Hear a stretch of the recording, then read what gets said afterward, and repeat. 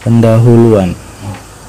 Selama lebih dari 70 tahun, Kazakhstan adalah Republik Uni Soviet. Selama periode itu, universitas memainkan bagian integral dalam ekonomi komando yang direncanakan secara terpusat. Institusi pendidikan tinggi Soviet di seluruh 15 republik sangat terkait dengan reproduksi tenaga kerja untuk berbagai sektor industri dan ekonomi. Kementerian mengawasi keuangan dan operasi universitas, sementara Kementerian Pendidikan Khusus Tinggi dan Menengah bertanggung jawab atas akreditasi dan bahan ajar program mereka.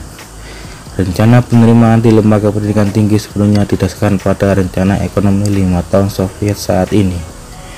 Hubungan antara universitas dan industri pada periode Soviet sangat eksplisit. Industri dan kementerian mengamarkan jumlah spesialis yang dibutuhkan di bidang tenaga kerjaan tertentu dan menentukan cara di mana perguruan tinggi harus mempersiapkan mahasiswa untuk spesialisasi untuk mendapatkan keterampilan praktis di bidang studi mereka. Dari awal tahun 1930-an, sebagian besar lulusan juga diharuskan untuk memenuhi penempatan kerja 2 hingga 3 tahun.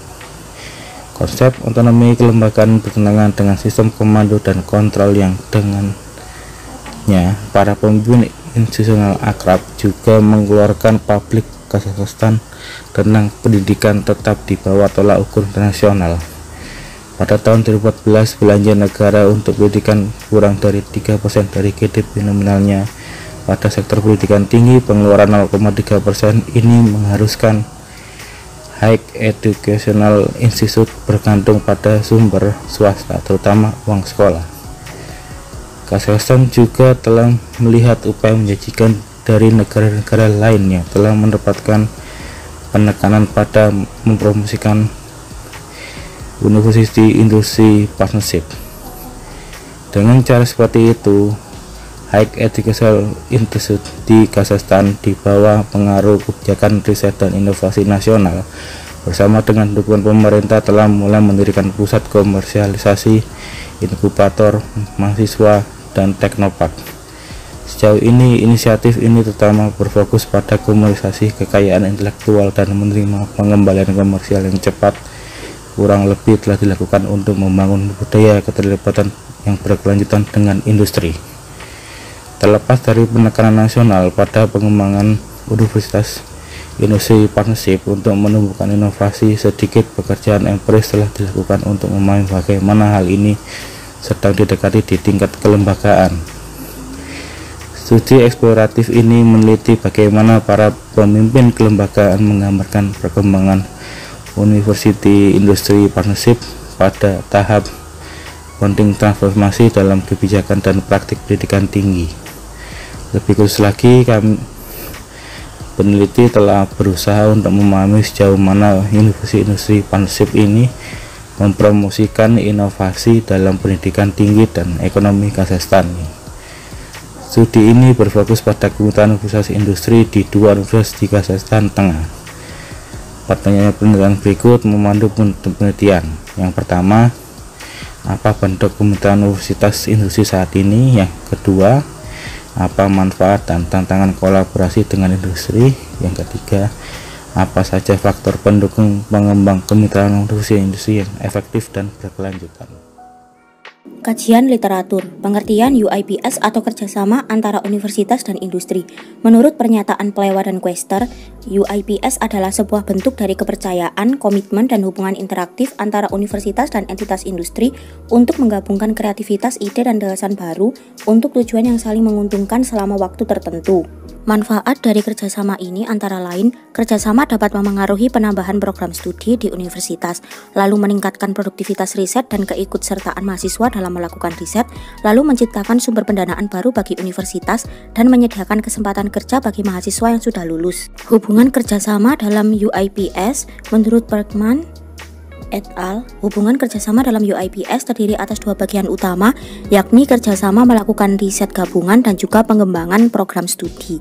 Berikut ini adalah hambatan-hambatan dalam pelaksanaan UIPS, yaitu pemberian insentif kurang sehingga jarang ada fakultas yang ikut berpartisipasi, lalu kurangnya tenaga ahli dalam fakultas yang mampu menjembatani kontak dengan entitas industri, lalu mahasiswa berpendapat bahwa perbedaan kultur dalam lingkungan kerja, birokrasi HEI, dan juga ekspektasi universitas yang tidak masuk akal juga dapat menghambat kesuksesan dari UIPS.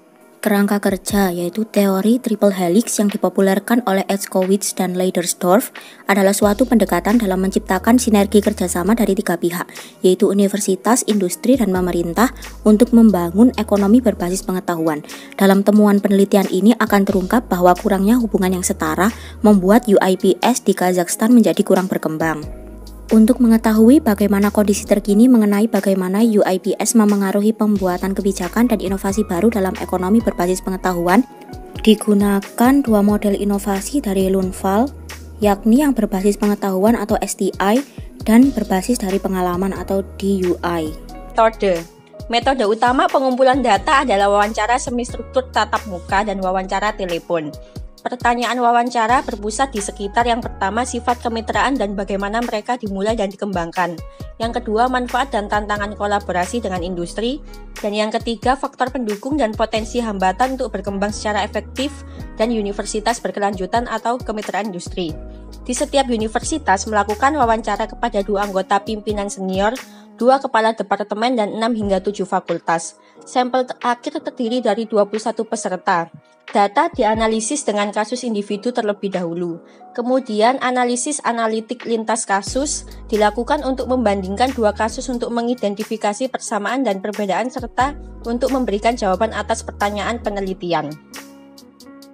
5.1 Tujuan Universitas Kemitraan Industri. Tujuan utama untuk terlibat di Universitas Kemitraan Industri untuk meningkatkan kualitas dan relevansi pendidikan tinggi dan meningkatkan siswa dalam kelayakan kerja di masa depan. Oleh karena itu, kolaborasi dengan industri dipandang sebagai peluang untuk memahami persyaratan pemberi kerja dan tren pasar tenaga kerja serta ekonomi terkini. Sedangkan bagi siswa untuk memperoleh pengetahuan dan keterampilan yang paling relevan mengenai pekerjaan, secara keseluruhan tujuan UIP di kedua universitas menyerupai model kemitraan Soviet dengan industri, di mana fokus utamanya adalah pada pasokan tenaga kerja untuk pasar tenaga kerja daripada penelitian. Selanjutnya adalah bentuk mitra. Terdapat 4 bentuk utama kemitraan dengan industri, yaitu program pendidikan, pekerjaan siswa, pekerjaan konsultasi, dan penelitian. 2 bentuk kolaborasi yang paling menonjol adalah yang terkait dengan keterlibatan pengusaha dalam program pendidikan dan kegiatan yang terkait dengan peningkatan kemampuan kerja siswa di masa depan. Berkenaan dengan program pendidikan, kedua universitas melibatkan pengusaha dengan cara yang signifikan. Keterlibatan ini tidak hanya mencakup kursus pengajaran paruh waktu, tetapi juga pengembangan bersama makalah ujian, tesis mahasiswa sarjana dan pasca sarjana, dan merevisi kurikulum. Dengan semua bentuk mitra tersebut, tujuannya adalah untuk membekali siswa dengan pendidikan yang berkualitas dan relevan untuk meningkatkan kemampuan kerja mereka. Kemitraan yang terkait dengan peningkatan kemampuan kerja siswa meliputi magang di industri dan menyelenggarakan pameran karir bersama dengan pengusaha. Selain itu, pekerjaan konsultasi dalam bentuk kolaborasi dengan industri juga dianggap bisa meningkatkan kemampuan siswa. Contoh dari kolaborasi tersebut seperti Universitas A berkolaborasi dengan lembaga pemerintahan yang membahas mengenai pengembangan dan revisi kebijakan undang-undang, serta melakukan kursus pelatihan untuk pegawai instansi pemerintah.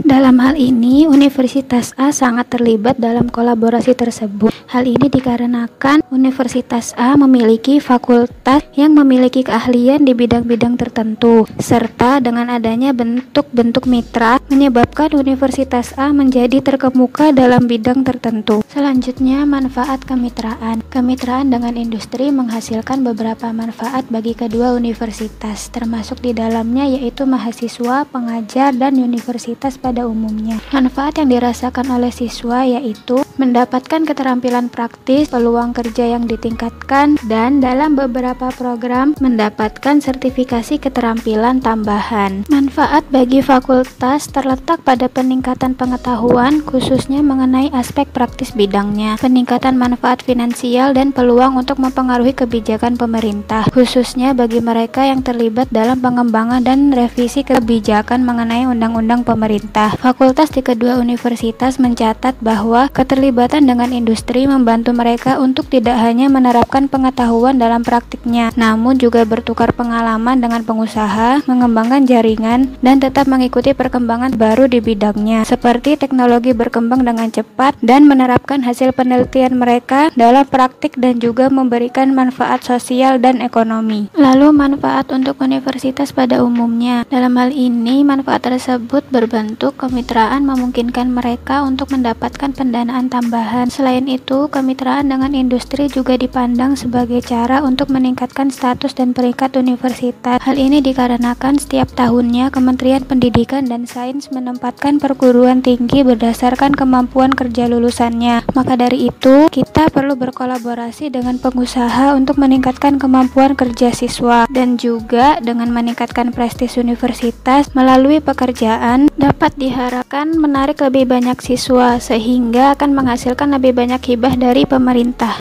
Bab kelima yaitu hambatan persekutuan. Yang pertama adalah tantangan terhadap industri. Tantangan utama yang dialami dalam persekutuan antara industri dengan universitas adalah sistem dan praktik pendidikan yang terlalu luas, sehingga para pengusaha kurang memiliki minat untuk melakukan kerjasama. Hal ini juga disebabkan oleh sistem pendidikan pasca disintegrasi Uni Soviet yang menyebabkan status profesi pendidikan menurun secara signifikan. Perusahaan juga memandang melakukan persekutuan dengan universitas hanya untuk menolong mahasiswa dan didorong oleh keinginan otoriter pemerintahan. Sehingga banyak perusahaan yang tidak melibatkan mahasiswa yang magang untuk membantu dalam pekerjaan inti mereka. Alih-alih hanya memberikan tugas ringan seperti halnya fotokopi dan lain sebagainya. Oleh karena itu, saat ini universitas lebih selektif dalam menilah hubungan persekutuan dengan industri untuk dapat membangun reputasi pendidikan yang kompetitif yang dimana dapat memberikan mahasiswa peluang untuk mengembangkan pengetahuan dan keterampilannya. Tantangan terkait universitas. Tantangan yang dihadapi universitas yaitu kurangnya waktu dan motivasi yang disebabkan oleh beban mengajar yang berat, gaji rendah, insentif rendah, dan juga banyak pengajar yang memasuki usia pensiun sehingga tidak ingin melakukan pekerjaan tambahan. Sistem pengajaran universitas di masa Uni Soviet juga ikut serta mempengaruhi hubungan persekutuan dengan industri ini. Karena pemerintah memiliki peran terhadap perencanaan dan pengendalian sehingga universitas menunggu perintah dari pemerintahan untuk melakukan tugas selain dari mengajar. Tantangan lainnya juga berasal dari manajemen universitas itu sendiri, yaitu tidak adanya jabatan dan anggaran khusus untuk mengelola hubungan persekutuan industri. Sehingga untuk meningkatkan hubungan persekutuan dengan industri di masa depan, universitas memerlukan suatu lembaga yang secara khusus mengelola hal tersebut.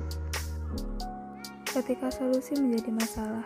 Dalam menyelesaikan masalah, dukungan pemerintah merupakan salah satu faktor yang penting dalam mengembangkan kemitraan dan mengatasi berbagai tantangan. Tetapi terdapat beberapa faktor yang menghambat pengembangan kemitraan yang efektif dan berkelanjutan, seperti kurangnya koordinasi antara lembaga pemerintah dan lembaga universitas, pengajaran yang berat, fakultas dan manajemen universitas yang terus-menerus berurusan dengan birokrasi, khususnya permintaan dokumen yang tak terhitung jumlahnya dari instansi pemerintah, yang dapat menghalangi mahasiswa untuk mendedikasikan lebih banyak waktu untuk pengembangan karya akademik lainnya.